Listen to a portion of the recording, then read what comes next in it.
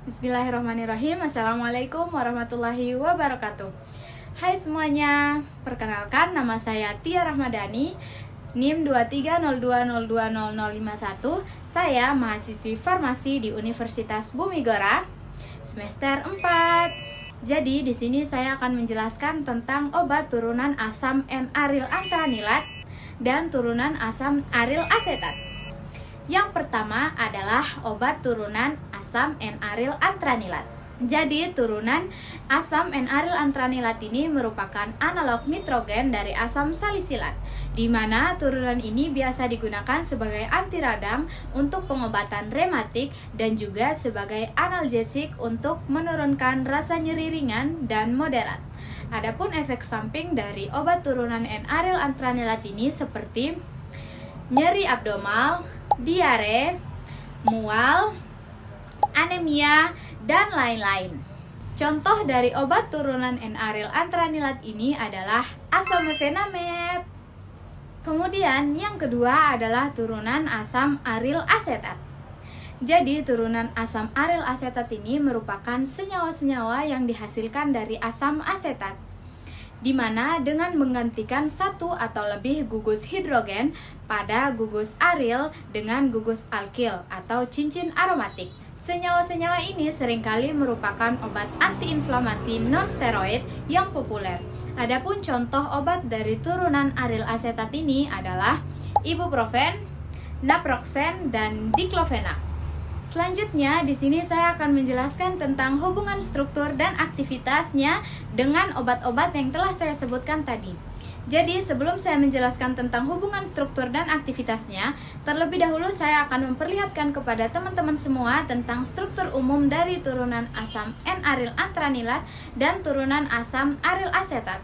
Untuk turunan asam N-aryl antranilat, struktur umumnya teman-teman bisa lihat pada gambar di samping ini.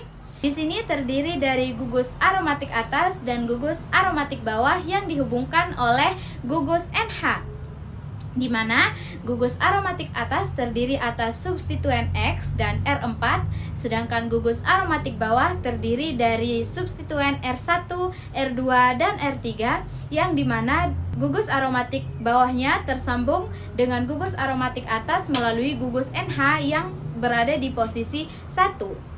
Kemudian di sini ada struktur umum dari turunan asam aryl asetat, di mana turunan asam aryl asetat ini struktur umumnya cuma memiliki satu cincin aromatik dengan substituen X, R1, dan R2, di mana R1-nya berhubungan dengan CH dan juga COOH. Baiklah teman-teman, setelah kita mengetahui struktur umum dari dua turunan tersebut, selanjutnya kita akan membahas tentang hubungan struktur dan aktivitasnya.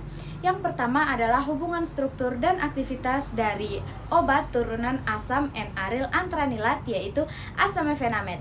Teman-teman bisa lihat pada gambar di samping, ini merupakan struktur dari obat asamefenamet, di mana ada struktur umum dari turunan asam N-aryl antranilat, yaitu dua gugus aromatik yang dihubungkan oleh gugus NH, di mana dua gugus aromatik ini berfungsi sebagai kerangka utama untuk berinteraksi dengan enzim target.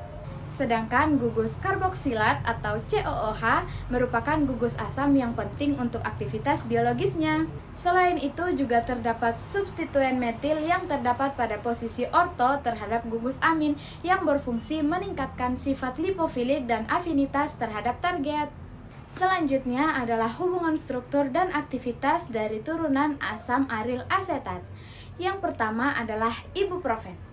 Seperti pada gambar di samping, teman-teman dapat lihat kalau di sini adalah struktur umum dari ibuprofen, di mana ada satu gugus fenil atau aromatik atau benzena, kemudian ada rantai samping isobutil, dan ada gugus karboksil atau COOH. Yang pertama adalah gugus fenil atau aromatik yang berfungsi meningkatkan interaksi hidrofobik dengan kantong aktif enzim COX.